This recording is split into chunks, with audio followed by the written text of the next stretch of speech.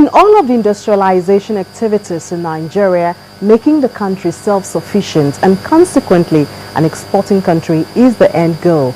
And succeeding in the agriculture sector in this area will truly transform the Nigerian economy and the life of Nigerians. Considering Nigeria's comparative advantage, one crop the country can conveniently produce and has a ready market for is rice. The opportunity to feed the nation while creating jobs for its people is glaring to the federal government, and it finds ways to harness it.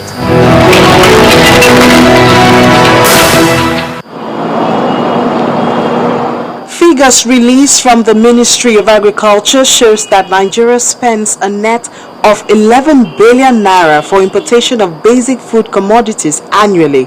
Of this figure, rice accounts for about 1 billion naira, a whopping amount to spend on a crop which can be produced in the country. In the abundance of the arable land in Nigeria, states like Sokoto, Kebbi, Kano, Katsina, Niger, Kogi, Ogun, Ebonyi and the Niger Delta have friendly soil for upland, lowland, fadama and indeed other types of rice. This is the motivation for the federal government's rice transformation strategy.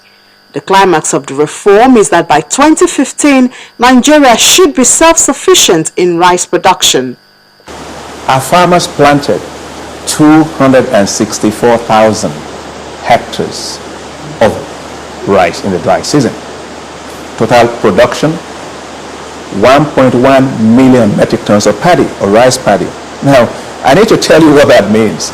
That means that we are 1/3, we produce 1/3 of all the paddy, rice paddy we need to be self-sufficient by 2015 in just one dry season. But there are issues which stakeholders would like to be addressed by the government. One is the 110% increase in duty levy for rice and close of land border transactions.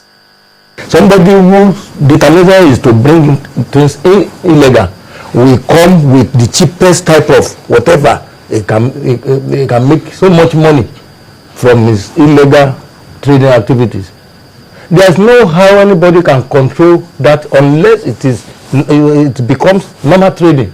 Another is inadequate paddy. I know the run of the game, right? People will say, sorry, we can't find paddy. But I can tell you, with the rice revolution that happened in northern Nigeria, it's never happened before. The farmers would tell you, some farmers say in 40 years of their growing rice, they've never seen anything like that. If somebody says they can't find rice, they're either blind or they are mischievous. There are other matters which stakeholders hope the government will adequately handle. The government has made promises and has a plan. Some stakeholders are skeptical, but ultimately, the Nigerian economy will be the better for it if the self-sufficiency plan for rice by 2015 comes to reality. Just one of the many fruits of the rice revolution of Nigeria's government is ebony rice, proudly Nigerian, made in Ebonyi State.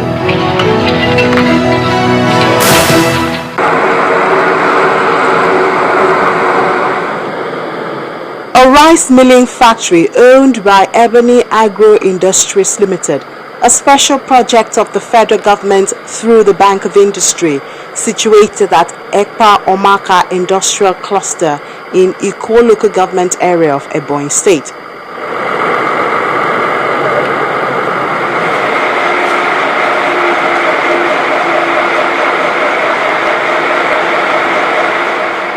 The tour here can appropriately begin in the warehouse where stacks of paddy have been piled, almost hitting the roof, measuring as much as 1,000 tons. It has not been easy sourcing the raw materials, and at the moment Nigerians are not producing enough. We usually source from Ebonyi State here and go beyond the state to the north, Nasarawa, Gombe, Plateau, and many other places. So it has not been easy getting sufficient paddy for our meal, that is 80 tons per day. And we have been asking the federal government to allow us bring in brown rice to enable the factory to continue to run. because with the little quantity of paddy we have been sourcing in Nigeria here, it has not been easy producing all the year round. Okay. Now, is that all? Is that... It's not only the challenge. We equally have the challenge of electricity. No, that one is a general problem. Yes, for now we are running on generators, and the factory is big with many sections. At times we put on 3 big generators at times 2. So buying diesel and all those things have been a very big problem for us. Over the years after the factory began operations in 2009, a well-defined system of work has been set.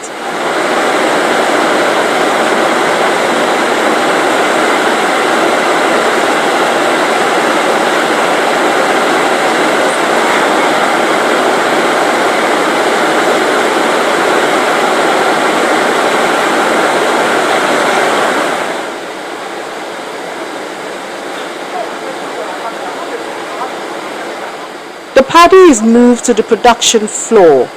Pre-cleaning is first handled by women.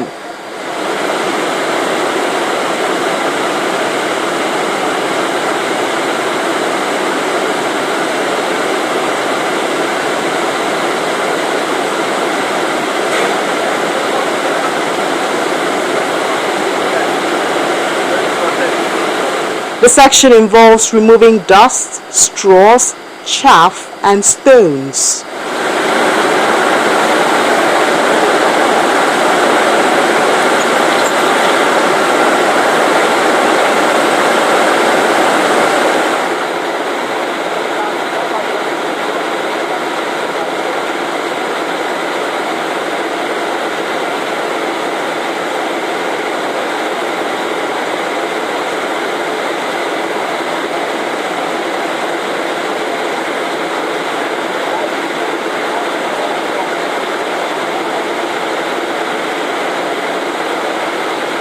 What is happening there is, as you got the paddy from the farm, there's a lot of impurities, there's a lot of straws, stones, and then you have some chaff, immature. The cleaning process removes all these impurities, and you are left with a clean paddy so that you have a good quality during the processing.